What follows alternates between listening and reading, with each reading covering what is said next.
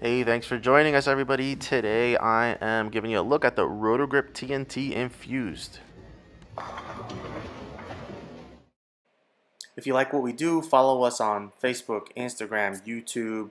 Don't forget to subscribe and check us out on Patreon. First impressions, I have to say the TNT Infused look like it could be something special. Alright, let's get the usual out of the way. The full resurface of any React to Gloss finish ball. 1000 heavy on the spinner, followed by step 2 compound, and then a light 3000 scuff by hand. No worries about being able to repeat that surface, and it's less over under than the factory finish.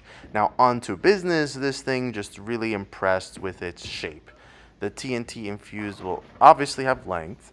It's also angular, but how it transitions seems the unique characteristic to my eyes.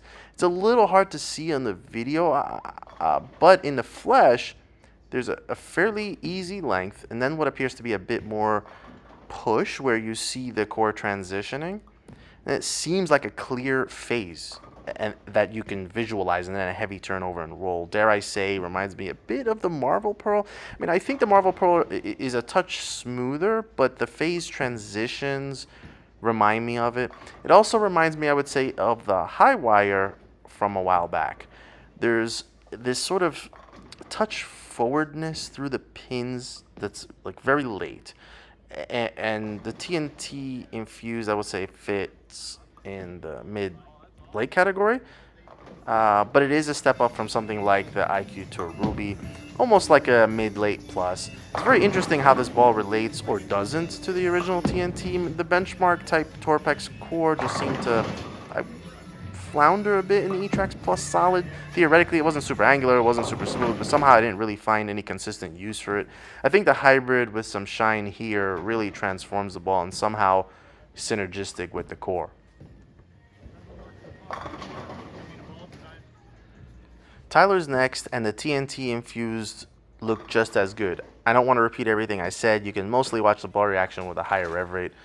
Still good length, pretty angular look down lane. His eyes also like the look of the way the infused went through its phases. At first glance, it might look a bit skid flip style on video, but when you see it in person, it'll be more clear. Don't get me wrong, it's still pretty angular, and Tyler can go high if he's not careful.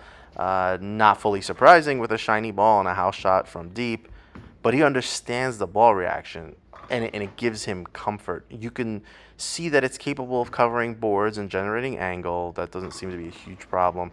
I would say because of the core shape, it will give up a bit if you get too wide.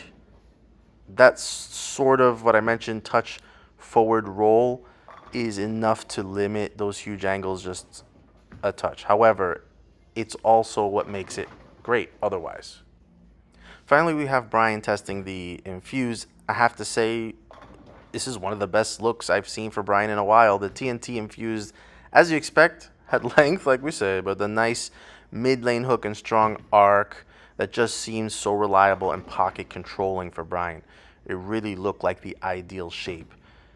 Generally speaking, Brian is excellent from an accuracy and pocket control standpoint, regardless of the ball he uses. The question tends to be whether a ball will drive well enough for, let's say, average versus above average carry. The infused had that, what I described as a kind of non-quitting turn that really carried very well for Brian. Rolls a little bit heavier because he's not covering a ton of boards.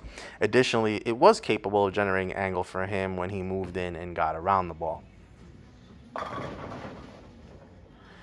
At the end of the day, the Roto TNT Infuse looks like it could really be a special type of ball reaction.